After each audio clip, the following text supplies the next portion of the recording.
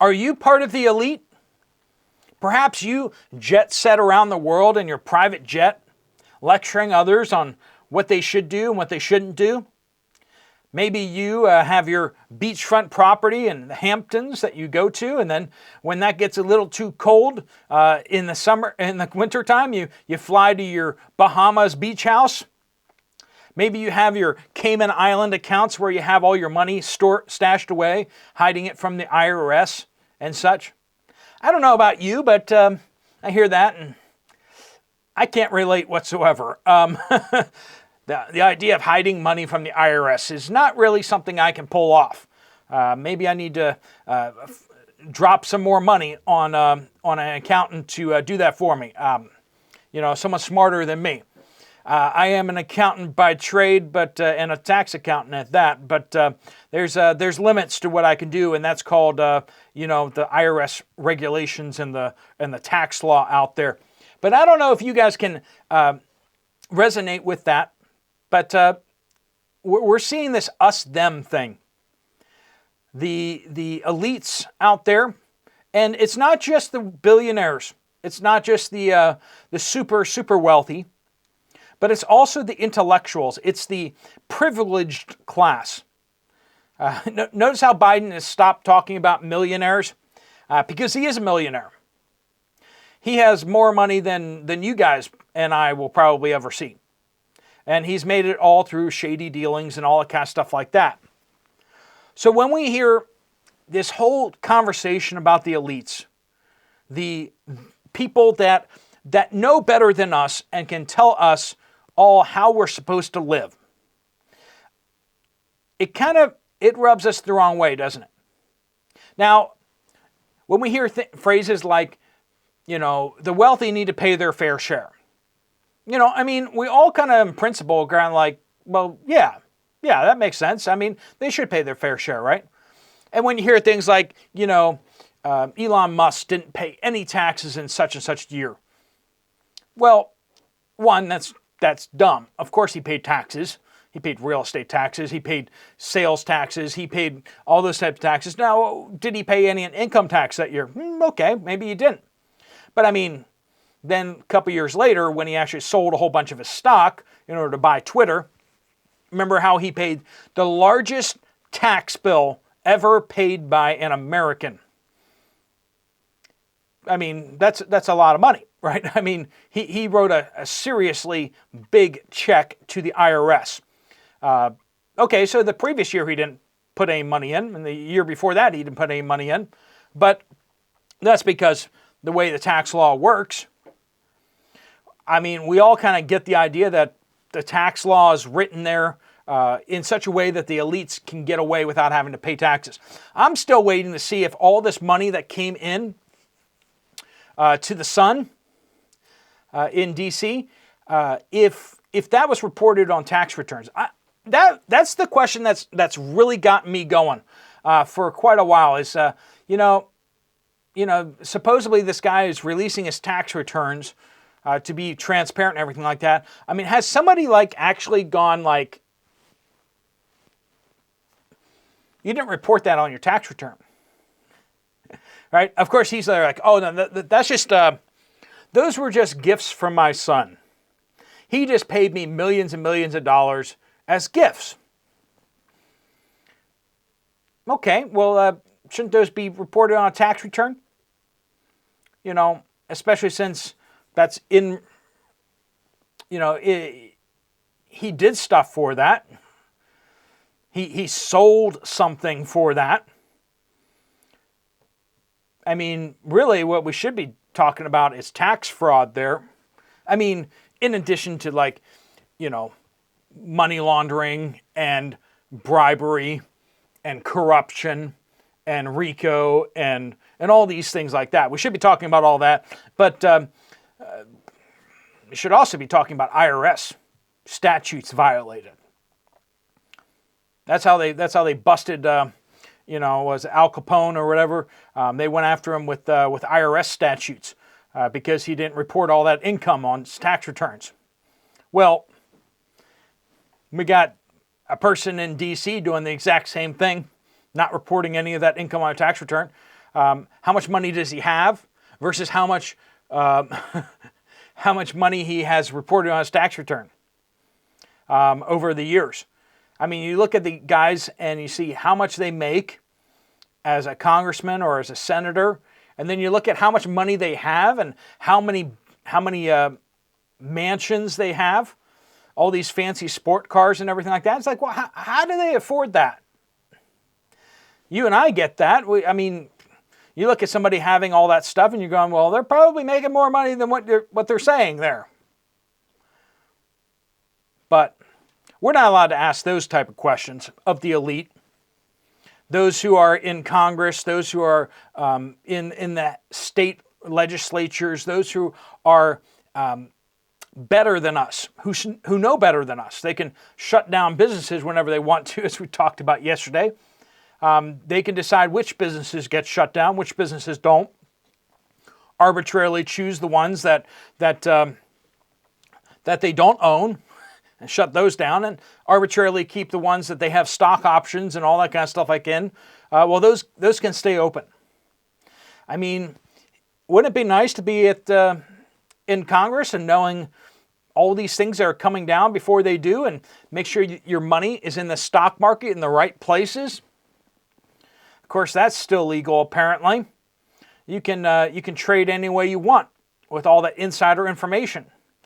They really need to open up an ETF where it tracks what congressional people are trading in, right? You know, what do they own stock in? Because that should be what we should be able to put our money in, a fund that tracks what senators and congressmen are trading in right now.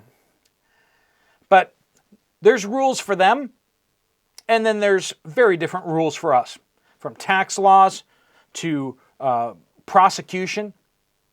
If you sneeze wrong around classified documents as a commoner, you're going away for life. But if you're in the elite, you can store those things in your garage all you want, right?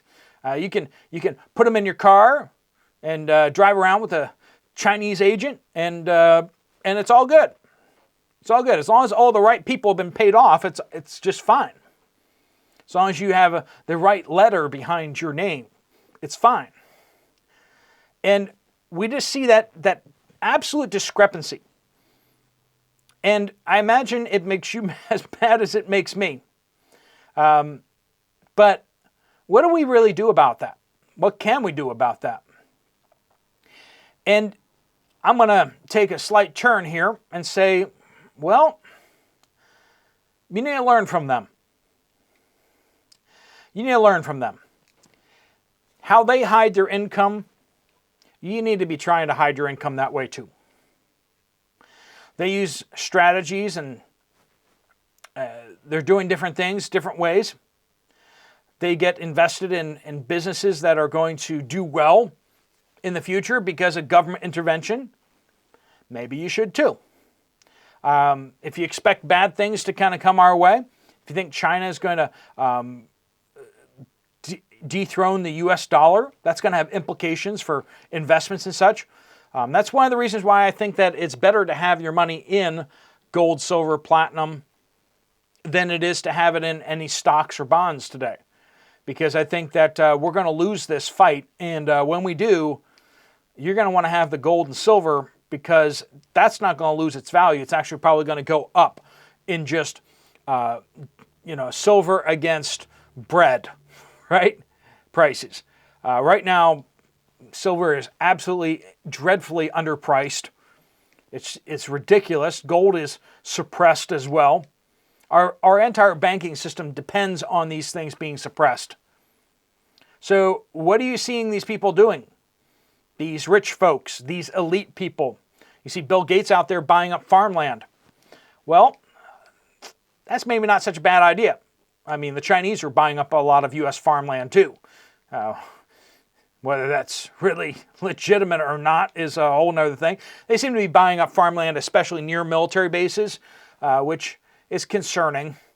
You know, when you have farmland near U.S. air bases being bought up, that's by a hostile nation, That's concerning when we have our nuclear missile bases having farmland bought up near them. It's kind of concerning. But all that to say, buying up land is probably not a bad idea. If you can get a mortgage out on a piece of property, not just a big house, but rather land that the house sits on, a land that you can actually grow food on, right? Or raise cattle, or herd chickens. Whatever you can do stuff with land. Land has value. No matter what happens, land's going to have value. Gold and silver have had value for the last, all of written history. Some of the earliest records of human history talking about gold and silver. It's held its value. Now you may say, well, it's not really gone up like the stock market has and blah, blah, blah, blah, blah. If you go back to like the 1940s, I think it is, if you go back to the 1940s and look at how much gold it cost to buy the average house in the United States versus today, the same amount of gold will purchase roughly the median or the average cost house sold today. Now, you know as well as I do that the houses today, average, are much larger, much more luxurious, much more technologically advanced than the houses that were being purchased in the 1940s, okay? And when we say the same amount of gold will purchase this much larger house in current day than the small, tiny starter home did back in the 1940s and 50s, that should tell you that, in fact, gold has gone up in value a fair bit. I mean, you could probably fit like 2 or 3 of the old starter homes in what is an average house today. Average houses today are absolutely insane. I don't even know how people afford these things. It just boggles my mind. I struggled to get this house, and it's a wonderful house. I love it. It's an older house, and it's relatively small, but I don't really need a huge house or anything like that. But I got mine for like 170-ish thousand, and came with an acre of land, so super happy about that. And you guys who've been on the channel for a while, you've seen some of the property that I have here. Don't have a beach house yet, so maybe I need to get into Congress. Brandon Herrera is running for Congress down there in Texas to try to hold some people accountable. And of course, if he gets in Congress, then maybe he can get a beach house like all the other people in Congress. Maybe he'll be able to afford that finally. Absolutely insanity what we're seeing in Washington, D.C. with these elites. And what can we do about it? Well, we can be thinking ahead like they are, because what's going to happen next is inevitable. The collapse of the U.S. dollar is inevitable. The repricing of gold and silver upwards significantly. We've already seen gold on a tear recently, all-time highs on a lot of currencies, and gold's getting up there in value. Is it going to outprice the stock market in the next year or two? Quite possibly. Quite possibly. If the stock market starts correcting downward like it probably should, it may just keep going down for a while. And yet we're going to see gold and silver against the dollar just keep going up and up and up. So make smart choices out there. If you can't beat them, join them. Try to hide your income in the fact of like not having income. That's one way to do it, right? Don't have income. If you can work yourself to a place where you're not dependent upon the system to purchase things from them, then you don't need to generate as much money. You need enough money to pay your real estate taxes, and that's and if you generate your own utilities, if you generate your own food, the more self-sufficient you are, the less things can be taxed from you, right? You're not going to pay sales tax for stuff that comes out of your garden. Think about that. You don't have to pay sales tax for the power that's coming out of your own power plants. The more you generate of yourself, the less you purchase from the system, the less you have to work and get taxed right and left on. And that's something we should all be striving for, because it's what the elites do. And it's not a bad idea. So how can you do things that make you get to a lower income, but yet still living a quality life? That's a realistic question I think we should be asking ourselves. Let me know what you guys think down in the comments down below. I know, burn the effigies of the elite and let's bash them all we want, but maybe we should take a few plays out of their playbook and use them to take care of ourselves and our families. All right, friends, thanks so much for watching. If you want to check out another video from this channel, there's one right up here. I'll see you over there, or I'll see you guys later. Steve Poplar of The Poplar Report.